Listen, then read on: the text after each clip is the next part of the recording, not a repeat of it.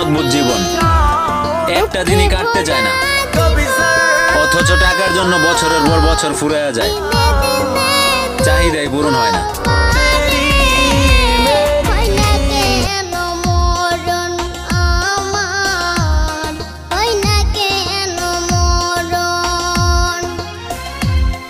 দুঃখ যদি বিক্রি হইতো আমি হইতাম ধনী,